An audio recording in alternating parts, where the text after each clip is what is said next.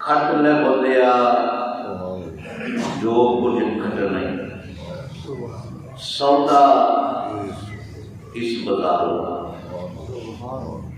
محشر دے دن جنت مل سی مولا دے درباروں چٹی چادر بمبنا والی داغ نہ لامی جنیا محشر دے دن پھر عنایا کی ہائے ربا کی بنیا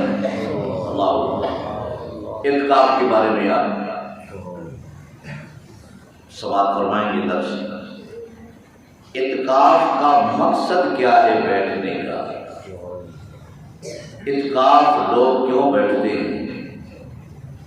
ان کو کس چیز کی تلاش ہوتی ہے وہ گھر بار چھوڑ کے کام کاج چھوڑ کے وہ مسجد میں ڈیرا لگا کر بیٹھ جاتے ہیں امام الانبیاء حضرت محمد مصطفیٰ صلی اللہ علیہ وسلم آپ نے صحابہ کرام کو بٹھا کر صحابہ کرام کا جمع غفیر ہے تو سرکار علیہ الصلوۃ والسلام نے بنی اسرائیل کا ایک نیک بندہ ہے ایک عابد ہے عبادت کرنے والا اس کا ذکر خیر فرمایا لوگ تو کہتے ہیں نا کہ یہ محفل کرنا کہاں لکھا ہے ارے بھائی بتاؤ تو صحیح کوئی ایسی رات سرکار کی زندگی میں جس میں محفل ہوئی نہ ہو سرکار علیہ الصلوۃ والسلام نے صحابہ کرام کو بٹھا کر بنی اسرائیل اللہ کے ایک ولی کا ذکر خیر فرمایا اس کا مطلب یہ بھی ہوا کہ ولی کا ذکر کرنا محمد مصطفیٰ کی سنت پاک ہے ولی کا ذکر سننا صحابہ کرام کی سنت پاک ہے سرکار علیہ الصلوۃ والسلام نے فرمایا بنی اسرائیل میں ایک بندہ ہے وہ ایسی عبادت کرتا ہے رات کو ساری رات قیام کرتا ہے دن کو وہ روزہ رکھتا ہے اور کافروں کے ساتھ تلوار کے ساتھ جہاد بھی کرتا ہے اس نے ایک دن نہیں ایک مہینہ نہیں ایک سال نہیں بلکہ اس نے 1000 مہینہ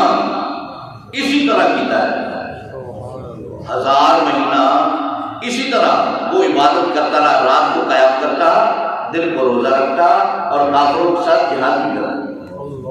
رب کعبہ نے اس کو اتنی طاقت عطا فرمائی سرکار فرماتے ہیں کہ لوہے کی زنجیریں وہ ہاتھوں سے توڑ دیتا ہے اللہ جب سرکار علیہ الصلوۃ والسلام نے ارشاد فرمایا خطاب فرمایا بات فرمایا صحابہ کرام نے بنی اسرائیل کے اس ولی کا ذکر سنا تو صحابہ کرام رشک کرنے لگے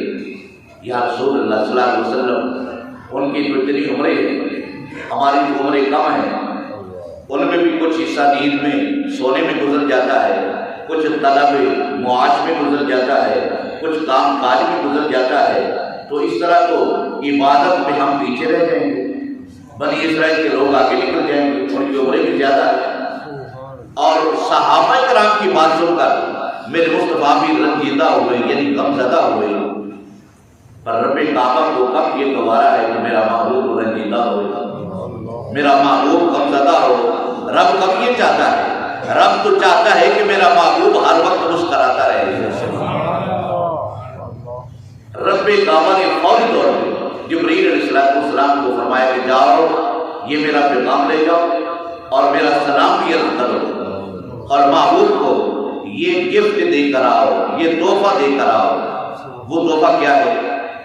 جبرائیل علیہ السلام آتے ہیں سرکار کی بارگاہ میں سرکار رنجیدہ ہے صحابہ بھی رنجیدہ ہے جبرائیل علیہ السلام آ کے بڑے ادب سے سلام عرض کرتے یا رسول اللہ اللہ کا سلام وصول کی اور یہ پیغام ہے رب کعبہ فرما رہا ہے حبیب پریشان نہ ہو پریشانی کو دور فرما دے صحابہ کی پریشانی کو دور فرما دے رب کعبہ آپ کو یہ گفٹ دے رہا ہے یہ تحفہ دے رہا ہے وہ تحفہ گفٹ کیا ہے رب کعبہ نے فرمایا آپ کے صدقہ سے آپ کی امت کو ایک میں رات دے رہا ہوں جس رات کا نام ہے لیلۃ القدر کی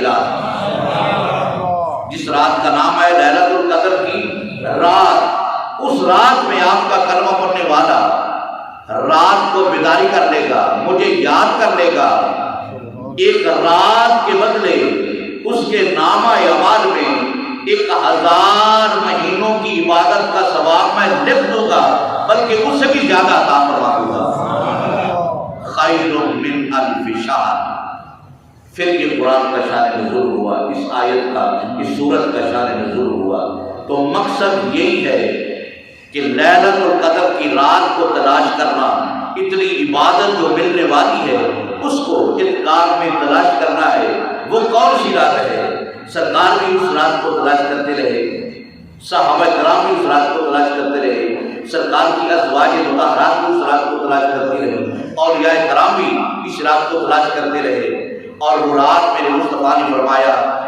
رمضان مبارک کے آخر عشرہ میں تلاش کرو، یعنی 21، 23، 25، 27، 29 اس میں تلاش کرو۔ بلکہ جو اعتکاف میں بیٹھتے ہیں ان کو تو ہر رات لیلۃ القدر کی رات سمجھ کر رب کعبہ کی بارگاہ میں عبادت کرنی چاہیے۔ اللہ رب العزت آپ کو، ہم سب کو اس رات کی قدر کرنے کی توفیق و رفیق عطا فرمائے۔ افسوس ہے کچھ ایسے بے قدر لوگ بھی ہیں جو اس رات میں بھی اللہ کو یاد نہیں کرتے، پتہ نہیں وہ کون کون سے کاموں میں مصروف ہوتے ہیں۔ اللہ رب العزت ان کے لیے بھی ہم دعائیں کرتے ہیں کہ مولا کریم ان کو بھی اپنی بارگاہ میں آنے کی توفیق و رفیق عطا فرما۔ اور مقصد یہی ہے اعتکاف میں بیٹھنے کا کہ یہ فضیلت والی رات کو تلاش کرنا۔ اللہ تعالیٰ آپ کو سلامت رکھے۔ وآخر دعوانا الحمدللہ رب العالمین۔